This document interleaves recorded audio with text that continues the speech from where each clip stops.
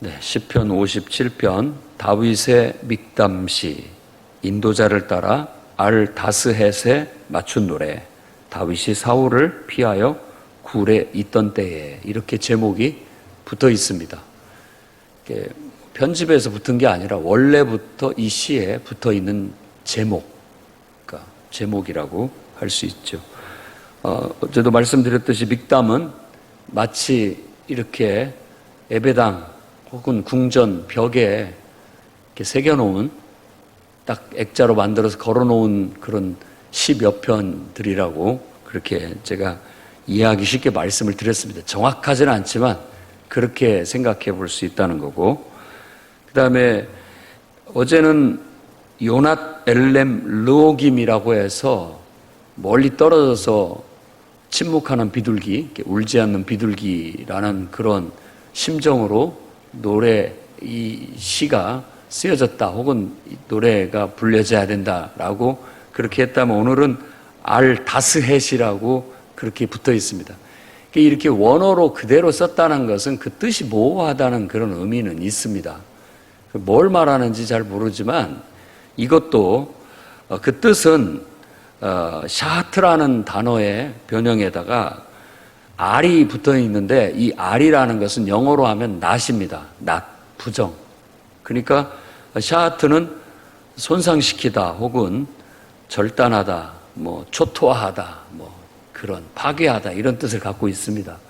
그러니까 손상시키지 마라, 혹은 절단하지 마라, 파괴하지 마라, 이런 뜻입니다. 알다스헷이라는 뜻은. 그러니까 요 말을 이제 잘 이 시편을 묵상해보고 곰곰이 생각해보면 어떤 의미가 있냐면은, 너는, 제가 이제 해석했을 때는 알다스헷 하는 것은 이 뜻 자체가 너는 파괴하지 마라, 손상하지 마라, 그런 심정으로 노래를 부르라는 건데, 이 뜻은 너 자신을 망치지 말라는 각오로 이 노래를 불러라, 그 심정으로 이 시가 혹은 낭송되거나 혹은 노래를 불려야 한다라는 그런 의미라고 볼 수가 있겠습니다. 101장의 주제가 주어진다면 다윗이 사울을 피하여 굴에 있을 때 그 심정을 한번 시로 적어봐라, 노래로 적어봐라, 만들어봐라 라고 했다면 딱 그 맞는 내용입니다. 그래서 다윗이 사울 왕을 피해서 갈 데가 없으니까 이곳저곳을 떠돌고 또 다른 외국에도 망명을 해보고 했지만, 결국은 이제 유다 땅에 와가지고 자기 동족에 있는 땅에 와서, 그것도 사람들 가까이 있지 못하고 굴에 기거를 하게 되는데, 그걸 또 고자질 해가지고 사울 왕이 군사들을 쫙 밀고 와가지고 그 몇 명 안 되는 다윗과 그의 부하들을 에워싸게 됩니다. 그런데 묘한 분위기예요. 이게 딱 보면은 사울 왕이 다윗 왕을 속된 말로 잡아먹기 위해서 그 수중에 들어왔어요. 이렇게 아가리 안에 들어왔어요. 완전히 다윗이. 그런데 하나님이 어떻게 그걸 역전시키느냐면은, 완전히 사울 왕의 아가리 안에 들어있는 다윗 왕인 줄 알았는데, 하나님은 다윗의 아가리 안에 사울 왕이 들어오게 만듭니다. 그러니까 사울 왕이 두 번이나 죽일 수 있는 상황이 닥치게 되는 거죠. 그런데도 다윗 왕이 왕을 손상시키지 않습니다. 해하지 않는다라는 거예요. 그러니까 그 느낌을 보십시오. 알다스헷, 너는 망치지 마라, 혹은 스스로를 망치지 마라, 너는 손상시키지 마라. 그러니까 다윗이 아따 잘됐다, 이거에서 이렇게 탁 죽이면 그 자신이 스스로를 손상시켜버리는 그런 결과를 가져오게 되는 겁니다. 그런데 그가 그것을 손상하지 않습니다. 또 사무엘상 26장 9절이라든지 이사야 65장 8절 말씀에 포도나무 비유가 나오는데, 포도나무, 그러니까 좋은 열매를 맺지 못하는 포도나무인데 이거 그냥 잘라버리고 싶은데 자르지 마라, 좀 더 둬봐라, 다시 양분을 주고 잘 가꾸어서 한번 기다려보자. 이런 심정입니다. 그러면 내년에는 더 충실한, 아주 충실한 열매를 맺을 가능성, 잠재력이 있지 않느냐. 그러니까 함부로 손상시키지 말자. 좀 더 참아보자. 그런 어떤 느낌이라고 볼 수가 있습니다. 그래서 처음 시작부터 내게 은혜를 베푸소서라고 그렇게 얘기합니다. 지금 나는 적의 수중에 완전히 들어가 있어요. 거의 그의 입 안에까지 걸어 들어간 꼴이 된 겁니다. 그 속에 있는 거나 마찬가지. 그러니까 내가 할 수 있는 건 조용히 기도할 수밖에 없죠. 내게 은혜를 베푸소서라고. 그러면서 그가 의지하는 것은 하나님의 인자와 진리. 3절에는 인자와 진리라고 그렇게 번역을 했습니다. 근데 좀 더 우리가 쉽게 와닿는 단어로 번역을 한다면 인자는 한결같은 사랑, 한결같은 사랑, 늘 변함없는 사랑. 이 새벽에 빛이 일정하게 항상 밝혀지듯이, 새벽빛이 밝혀지듯이 하나님은 그냥 늘 변함없어요. 늘 변함없는 분.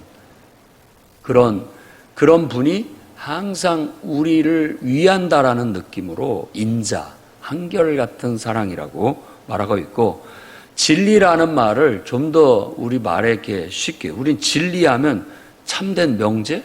뭔가 막 인생의 그런 어떤 것을 얘기할 수 있지만 여기서의 뜻은 어떤 신실함입니다. 신실함. 그러니까 한결같은 사랑으로 신실하다는 건 믿을만하다라는 뜻이에요. 아주 딱 믿을 수 있는 그런 존재. 그런 하나님을 마음에 묵상하고 그 하나님을 통해서 그 숨지면서 죽을지도 모르는 그런 상황 속에서 지금 그분은 한결같은 사랑과 신실함을 의지하여 자신을 버텨내고 있는 왕의 모습을 우리가 연상할 수 있습니다. 그 다음에 4절에서 6절에서 묘사하는 거 보면 내 영혼이 지금 사자들 한가운데 누워있는 것, 나를 불사르려고 하는 사람들 가운데 누워있는 것 같이 말합니다. 제가 그걸 리얼한 표현으로 적에 완전히 아가리 안에 들어간 거예요. 그런 상황이라는 거. 근데 적은 그걸 인지를 못하고 있을 뿐이죠. 완전히 그 수중에 들어가 있는데 나는 그걸 너무나도 지금 느끼고 있으면서 숨지고 있는 그런 상태라고 할 수 있어요. 그럴 때 하나님께서 그의 기도를 들으시고 오히려 그들이 자기들의 함정에 빠졌다, 자기들이 파놓은 웅덩이에 빠진 것처럼 오히려 그들이 다윗 왕의 아가리 안에 두르는 그런 결과로 이어지게 된 것에 대해서 하나님을 찬양하는 내용이 이어지게 되는 겁니다. 그 유명한 이제 7에서 11절 말씀은 이게 우리 복음성가라도 만들어져서 많이 불려지는 노래 말이죠. 7에서 11절 내 마음이 확정되고 확정되었사오니 이런 노래가 있죠. 이 말은 내가 확신한다는 뜻입니다. 확정되었다라는 말은 내 마음이 너무나도 분명하다, 확신한다 이런 거예요. 한번 그런 짜릿한 경험을 한번 해보십시오. 그 극적인 상황에서 나는 아무것도 한 것이 없는데 하나님이 기적처럼 상황을 완전히 반전시켰을 때, 이야, 정말 하나님은 놀라우신 분이구나 라고 우리가 그냥 누가 시켜서가 아니라 속에서부터 탄성하듯이 그냥 나오는 소리가 되게 되는 겁니다. 하나님의 영광은 온 세계 위에 또 하늘 위에 높다라는 것을 다시 한번 느끼는 그런 순간이 되는 것이죠. 그 다음에 8절에 그 유명한 내 영광아 깨어라. 영광이라는 것은 빛이에요. 빛. 나라는 한 영혼이 어둠 속에 움츠려 구겨져 있을 때 이 나 자신 안에 있는 빛을 탁 펼치면서 날아오르는 어떤 그런 모습이라고 볼 수 있습니다. 그래서 우리 인간들이 어떤 절박한 상황이라든지 아주 옹신할 수 없는 그런 좁은 아주 답답한 상황 속에 갇혀 있을 때 우리는 어두움을 느끼고 자신이 어쩌면 이렇게 초라하고 자신의 모습을 보면 볼수록 얼마나 그렇게 우울한지 모릅니다. 그런데 이와 같이 하나님의 은혜를 경험하고 보면은 내가 그럴 것이 아니구나 라고 하면서 스스로의 각성, 이게 스스로의 각성입니다. 그래서 내 영혼아 혹은 내 영광아 깨어라 라고 하면서 자신을 깨우는 거예요. 자기 뒤통수를 탁 때리면서 그렇구나, 하나님은 이런 분이구나, 스스로가 영적으로 깨어나고 깨달음을 얻고 자기 자신을 새롭게 발견하고 인생에 대한 새로운 깨달음을 가지고서 새로운 똑같은 날이지만 내게 있어서는 다른 날이에요. 그래서 비파야 수금아 깨어라 라고 하는 것은 비파, 수금, 음악소리, 우리 알람소리 듣고 깨어나는 것처럼 바로 이런 음악과 함께 깨어나기를, 어떤 자극적인 음악을 통해서 우리 영혼이 정신을 차리고 깨어나는 어떤 그런 것을 이와 같은 시적 표현으로 묘사하고 있고, 내가 새벽을 깨우리로다 라는 것은 새벽이라는 말 자체가 담고 있는 의미는 새로운 어떤 것, 뭔가 다른 것, 그리고 미래의 어떤 새로운 가능성, 이런 것들을 말하는 겁니다. 그러니까 새벽을 깨운다라는 것은 지금과는 완전히 다른 새로운 날을 일으키겠다라는 그런 거예요. 이 모든 것들은 하나님이 우리를 통해서 하시는 놀라운 역사입니다. 죽을 수밖에 없는 운명이 극적으로 완전히 반전되어서 살아나는 역사. 그러니까 예수 그리스도의 죽음과 부활을 연상할 수 있고, 극적인 반전, 그야말로 인생의 새로운 시대가, 새로운 날이 열리는 그런 극적인 역사, 사건들이라고 할 수 있다라는 거예요. 그래서 저는 너 자신을 망치지 마라, 어떤 자신을 망치지 않으려는 다윗의 어떤 위대한 행동, 왕을 죽일 수 있었지만 그를 죽이지 않고 손상시키지 않음으로써 자기 자신을 망치지 않은 그의 위대한 행동이 바로 이 위대한 새벽을 열게 만들었다고 그렇게 믿습니다. 우리도 마찬가지예요. 여러분 인생에 위대한 새벽이 찾아오기를 원한다면 여러분들이 위대한 결단과 각오로 행동해야 됩니다. 그러면 하나님은 칠흑같이 어두운 밤을 깨워내시고 새벽을 일으키시겠다는 겁니다. 그러니까 얼마나 이 멋진 표현입니까? 그래서 항상 누구든지 세상이 변하기를 바라고 새 시대가, 새로운 세상이 되기를 바라는 사람들은 항상 새벽을 노래했습니다. 동터오는 새벽은 항상 그들이 바라는 새로운 세상이죠. 여러분 인생 속에도 여러분들이 바라는, 또 하나님께서 여러분 안에서 뜻하시는 그런 새벽이 찾아오기를 바랍니다. 칠흑같이 어두운 밤은 이제 그만 흔들어 깨워내야 되겠습니다. 그러기 위해서는 여러분 스스로를 망치면 안 됩니다. 극단적인 상황이라 할지라도 감정에 사로잡혀서 또 환경에 사로잡혀서 함부로 행동하면 안 됩니다. 그러면 나를 망쳐버린 게 돼요. 그러면 미래에 지금은 열매 맺지 못하고 있지만 이거 내년 되면은 아주 충실한 열매를 맺을 수 있는 잠재력과 가능성까지도 다 망쳐져 버리게 되는 거예요.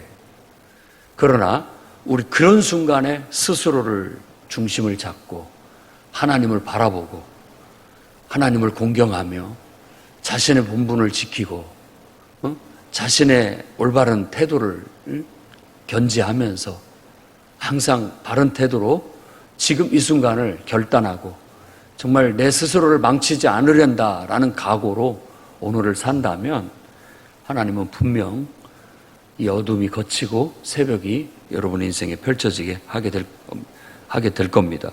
그때 우리는 이 시인처럼 혹은 다윗처럼 이와 같은 감사와 찬송을 부르게 될 겁니다. 주의 인자, 한결같은 사랑은 너무나 커서 하늘에까지 닿습니다. 주의 신실함, 주의 진리, 신실함은 궁창까지, 하늘이나 궁창이나 똑같습니다. 그러니까 시적인 표현은 항상 똑같은 것을 다른 표현을 두 번 씁니다. 대꾸적인 그런 방법이죠. 대조를 통해서 궁창까지 이르릅니다. 그러니까 온 세상에 정말 하나님은 한결같이 나를 사랑하시고 신실하게 나를 대하시니 내가 하나님을 찬양하고 감사할 수밖에 없다라고 말합니다. 그래서 하나님 보면은 내가 영광을 얻음으로, 내 영광이 깨어남으로 하나님이 영광을 받게 되는 거예요. 딱 그게 맞습니다. 요한복음에 예수께서 기도하신 것처럼 17장에 아들을 영화롭게 하사 아버지께서 영광을 얻으십시오. 여러분도 그렇게 당당하게 기도하십시오. 나를 잘되게 해주셔야 하나님이 영광을, 칭찬을 받지 않습니까? 나를 영화롭게 하십시오. 나를 존귀하게 하십시오. 그럼으로써 하나님이 칭찬을 받고 존귀함을 얻으십시오. 라고 말하는 거죠. 이건 앞뒤가 똑같은 거예요. 결국은 하나님이 영광을 받는 것이 내가 영광을 받는 것이고, 내가 영광을 받는 것이 하나님과 영광을 받는 거예요. 그만큼 우리는 믿음 안에서 하나님이 내 안에, 내가 하나님 안에 있는 온전한 연합됨을 이루어 살아가고 있기 때문에 그렇습니다. 오늘도 여러분들이 극적인 하나님의 놀라운 기도 응답, 하나님의 역사를 경험함으로 그야말로 하늘 위에 높으신 하나님의 영광을 경험하는 그런 복된 하루가 되시기를 주의 이름으로 축원합니다.